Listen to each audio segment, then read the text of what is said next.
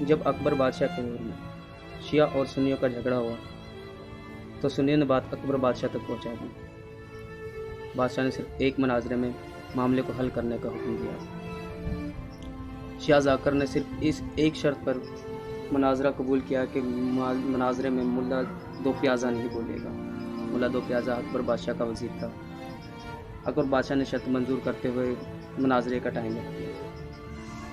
جس دن مناظرہ تھا تو ملا دو پیازہ محل میں سب سے پہلے تشریف لایا اور اپنے جوتے اتار کر اکبر بادشاہ کے تخت پر رکھ دیے۔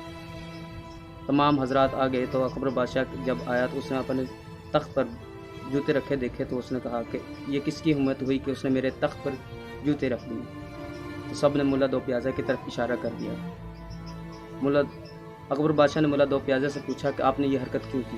ملا دو پیازہ نے اپنے منہ پر انگلی رکھ کر کہا کہ مجھے بولنے کا حکم نہیں ہے۔ اکبر بادشاہ نے کہا کہ مجھے صرف اتنا بتا دو کہ آپ نے یہ کیا۔ ملا دو پیازہ نے کہا کہ بادشاہ سلامت، جب حضور اکرم صلی اللہ علیہ وسلم کے دور میں سنی نماز پڑھتے تھے تو شیعہ پیچھے سے جوتے چرا لیے کرتے تھے، اس لیے میں نے جوتے اٹھا کر آپ کے تخت پر رکھ دیے تاکہ کوئی چرا نہ سکے۔ حضور اکرم صلی اللہ علیہ وسلم کے دور میں شیعہ ہوتے ہی نہیں تھے۔ ایک شیعہ جا کر چلاتے ہوئے بولا، اس نے کہا مجھے معاف کرنا، مجھ سے غلطی ہوگی۔ اب حضرت ابو بکر صدیق کے دور میں، اس نے کہا کہ حضرت ابو بکر صدیق کے دور میں بھی نہیں تھے۔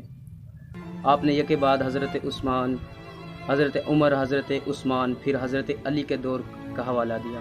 اس نے سب کو رد کرتے ہوئے کہا کہ خلفائے راشدین کے دور میں شیعہ تھے ہی نہیں۔ تو ملا دو پیازے نے اسی وقت کہا کہ اگر آپ حضور اکرم صلی اللہ علیہ وسلم کے دور میں نہیں تھے، خلفائے راشدین کے دور میں نہیں تھے، تو آپ آئے کہاں سے؟ اور مزید یہ کہ امام زین العابدین واقعہ کربلا کے بعد تقریباً 40 سال تک زندہ رہے، یعنی کہ اس عرصے میں آپ کے زندگی میں 10 محرم الحرام تقریباً 40 مرتبہ آیا۔